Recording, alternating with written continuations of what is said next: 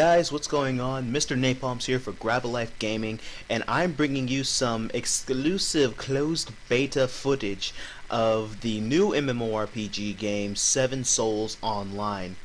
And to start this off, Seven Souls Online has three playable classes, and these three classes,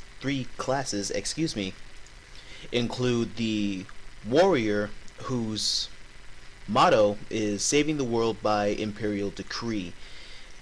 These warriors are able to wield broadswords, great axes, and polearms. And polearms are basically just giant stabs with blades on the end to simplify things for everybody else out there. The second playable class, which is female, and I guess I should mention this, all three classes are gender locked, so unfortunately that was a big turnoff for me for this game, because I thought in this current age of future PC gaming or future gaming, gender classes and such, not gender classes, but gender locks and such would be non-existent, but rather you can fill out some other traditional roles that would otherwise be marked down for one class. But anyway, that's just my personal opinion. The warrior is gender locked to be a male. The thief, not thief, but the rogue gender lock is currently female, which not complaining, because that is, well, anyway, it is currently gender locked to be female, and their wieldable weapons are the dagger, the bow, and the claw. Now, I have not necessarily seen a lot of claws in video games. Sufficiently put, I have not seen a lot of claws being used as weapons, in video games, and I regret not making that character, but I'll be able to do it on the second go around. I have plenty of character slots left over for me to choose a class. And the third playable character in this game would be the monk style fighter, who fights with scythes, chakrams, which are basically spinning discs like the claws, but rather I don't I can see the picture right here, but I don't know how to specifically phrase them.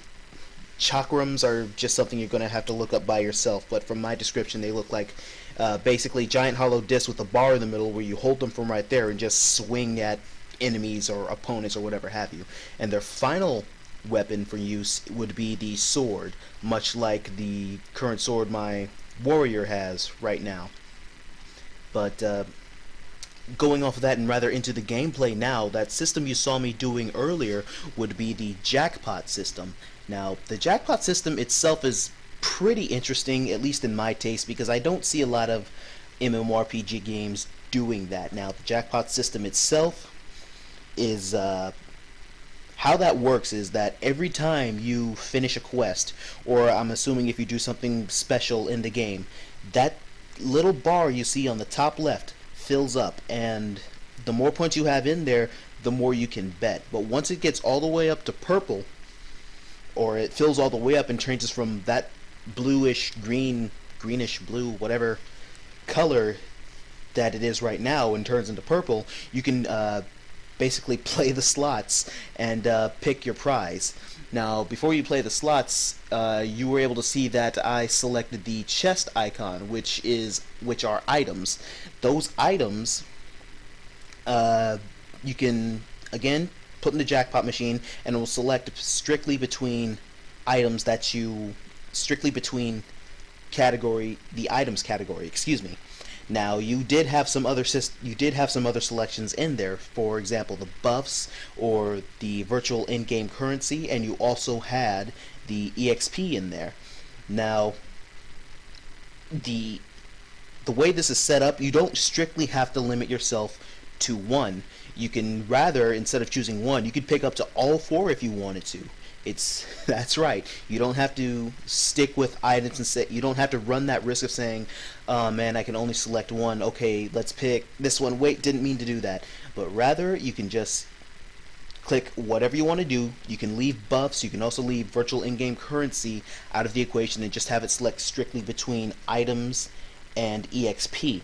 Now, however, if you do that, the game will randomly decide which one it will give you. You do not receive both. You only get one or the other. and you cannot take back the action once it gives you the stuff. Once it gives you, excuse me, the item, you cannot take it back, and you cannot make a do-over. You have to do the whole thing all over again. You have to get more points, and you have to fill out that bar. But anyway, onto the combat, which I've gotten well into right now. It seems to be a little bit overly gory, and these adorable little prairie dog topo weasel things I'm killing right now, while they do seem to have an abnormally large amount of blood in them, the combat itself from the gameplay seems rather fluid. It still is a bit buggy, at least in my taste. I don't know if it was from computer lag. I'll hopefully explore it later. But anyway, we're coming up to the end of this video. MMORPG still has about 1,000 beta keys left for this game. So if you want to go ahead and give it a try, go ahead and hop onto the beta before anybody else could actually officially get on the game. Then it's up to you. You guys have a good